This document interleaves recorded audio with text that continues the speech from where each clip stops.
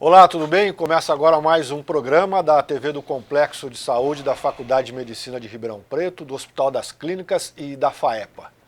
O ronco não mata, mas é um aviso a quem ronca para procurar um médico com urgência. O assunto de hoje é a apneia. Eu vou conversar com o professor Francisco Veríssimo e com a ortodontista Mariana Cristino sobre este problema que atinge a 38%, a 40% da população. Na maioria, não sabe o que é. Professor, tudo bem? Tudo bom. E o que é a apneia? Bom, a apneia é parar de respirar. Não respirar é apneia. Agora, dentro da apneia há vários tipos. Uma delas, que é a que nós vamos conversar hoje, chamada apneia obstrutiva do sono, conhecida como SAOS também, porque é uma síndrome. Síndrome da apneia obstrutiva do sono. Essa ocorre quando você dorme, relaxa a musculatura e obstrui a sua via aérea. Para de respirar por obstrução da via aérea, que é diferente de outras de origem, por exemplo, central, cerebral. Professor, eu abri dizendo que o ronco não mata, mas avisa. Quem ronca tem que se preocupar? Deve se preocupar. Por quê? Porque a grande maioria, mais de 90% dos pacientes portadores da síndrome da apneia obstrutiva do sono são roncadores. E quais são os riscos que essa pessoa, se não procurar um profissional, ela corre? Bom, é uma síndrome silenciosa e que vai matando lentamente a pessoa. Existe uma série de comorbidades associadas a esta síndrome. E ela é tão surdina, tão lenta, que as pessoas não se dão conta de que estão portando essas deficiências. Existe uma série, eu não posso citar todas, mas vou citar as principais. As principais são: a pessoa fica mais irritada porque tem um sono interrompido, inadequado, pode levantar várias vezes para ir no banheiro durante a noite. Essa pessoa também geralmente começa a ter um quadro de sua pressão arterial subindo lentamente e gradativamente, está pensando que é problema da pressão arterial e a apneia do sono. Essas pessoas são vítimas habitualmente de infarto do miocárdio por falta de oxigenação, alterações cerebrais, alterações de metabolismo, começam a engordar mais, esquecimento. Então, muitos associam essas coisas que eu estou lhe falando com a idade, achando que está mais idoso. Mas isso não é verdade. Essas pessoas, se não fossem portadoras da apneia do sono, não teriam esses sintomas que eu estou lhe dizendo aqui, decorrentes da apneia do sono. Então, ela lentamente vai destruindo uma série de coisas na pessoa, até, muitas vezes, levar à morte, quando no infarto do miocárdio ou mesmo num acidente automobilístico onde a pessoa dorme na direção. Professor, isso aí são consequências da apneia ou são sintomas? Não, são consequências da apneia, essas alterações que eu lhe citei, e também são uma forma de você suspeitar que ele tem apneia do sono. Então, os profissionais que mexem com essa área, que é chamada a medicina do sono, eles vão tentar identificar se existem esses sinais que nós estamos falando aqui. Sinais e sintomas. E daí, identificando isso, ele faz a suspeita de que você pode ser um portador de apneia do sono. Feito a suspeita, para garantir que você tem apneia do sono e quanto que você tem, só tem um jeito, você tem que fazer uma polissonografia, que é um exame que mede uma série de coisas quando você está dormindo. Eu usei na abertura do programa uma informação que o senhor passou de que uma pesquisa em São Paulo identificou que pelo menos 40% da população teria apneia. Adulta. A pergunta que eu faço não é quantos tem, é quantos não sabem que tem. Eu creio que a maioria desse número não sabe que é portador. A população, de forma geral, desconhece essa patologia, não sabe. No meio médico, muitos médicos, a grande maioria dos médicos, desconhece essa patologia. Essa patologia não, desculpa, cometi um erro. Essa síndrome. O senhor, digamos, tem lá um colega seu, de outra área que não é do senhor, não outra área que não seja da Mariana, assistindo. E aparece alguém no consultório dele, eu estou sonolento, estou irritado, acho que eu estou com depressão, levanto. Que orientação que o senhor passa? Deve procurar imediatamente um profissional ligado à medicina do sono, que são vários. Tem neurologistas, pneumologistas, cirurgião de cabeça e pescoço, crânio maxilofacial, alguns ortodontistas. Então, precisa ser uma pessoa ligada a esse estudo, a essa síndrome.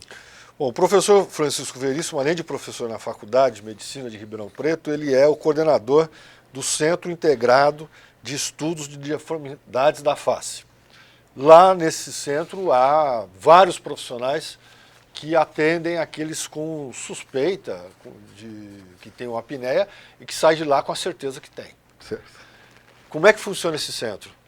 Esse centro é composto de algumas áreas que trabalham juntos em simbiose. Na medicina do sono, que nós estamos falando aqui, a principal é a associação do cirurgião crânio-maxilofacial com o ortodontista, fonoaudiologista e psicóloga. Esses 4 é que mais atuam nesta área especificamente. Mas também eu acrescentaria a neurologia no estudo da avaliação do sono, da polissonografia. Bom, professor, nós estamos aqui com a Mariana Cristino, que é uma das integrantes desse grupo. Mariana, qual é o trabalho do ortodontista nesse grupo? Nesse grupo a gente ajuda na avaliação do paciente, no diagnóstico, e a gente faz o tratamento ortodôntico, o preparo ortodôntico, para que seja viável o procedimento cirúrgico no tratamento da apneia do sono. Quem tem apneia tem problema ortodôntico? Não necessariamente. Muitas vezes os pacientes já chegam com queixa de apneia, mas já até fizeram tratamento ortodôntico anteriormente. Então, mas para o procedimento cirúrgico é necessário a instalação do aparelho, até para facilitar na hora da cirurgia, a fixação dos ossos, e no pós-operatório, no controle muscular, com uso de elásticos e tudo. Mas a apneia, ela provoca deformação?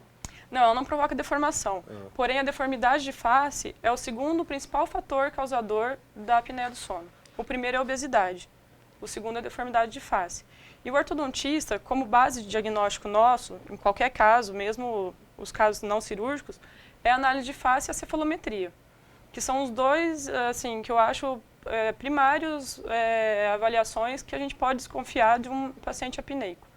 Pelo estreitamento de via aérea, que a gente pode ver numa cefalometria, e pela retrusão das bases ósseas, sabe, da maxila e da mandíbula, que a gente pode ver no rosto do paciente, através de análise facial. O tratamento feito de maneira incorreta pode agravar?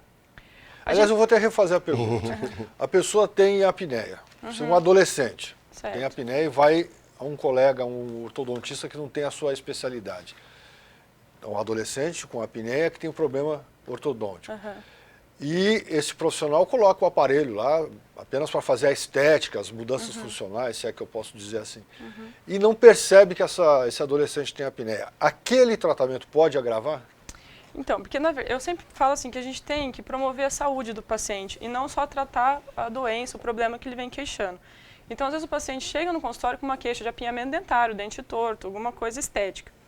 Mas você olhando e desconfiando de que as bases do crânio estão para trás, mandíbula retraída, sabe, palato estreito, coisas que comuns no nosso dia a dia, a gente pode, através só de perguntas simples, sabe, de fazer do paciente, se ele dorme bem, se ele ronca, se ele tem dificuldade de concentração, se tem sonolência diurna, a gente pode suspeitar da doença, não que ele tenha, mas a gente pode suspeitar disso, encaminhar para um colega que faça uma polissonografia, ou nós mesmos podemos pedir uma polissonografia, desde que saiba interpretar os dados, e direcionar o tratamento para corrigir não só a queixa do paciente, mas aquilo que você viu naquele paciente que ele não estava queixando, sabe?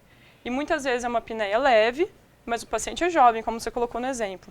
Conforme ele for envelhecendo, com certeza essa doença vai se agravar, porque ela é evolutiva, entendeu? Então você vai tratar de início uma doença que seria grave e que teriam consequências assim bastante diversas, sabe? Aumento de pressão arterial e outras comorbidades. Posso fazer uma complementação? Talvez uma coisa curiosa que as pessoas não sabem é que quando uma pessoa não tem uma boa oclusão dentária e procura um ortodontista, em alguns casos específicos, pode, por exemplo, o paciente ter a mandíbula muito para trás em relação à maxila, que já é uma boa suspeita de que tem apneia do sono. E ele não tem espaço suficiente para conseguir esse encaixe dos dentes. Alguns ortodontistas, isso não é errado, correto?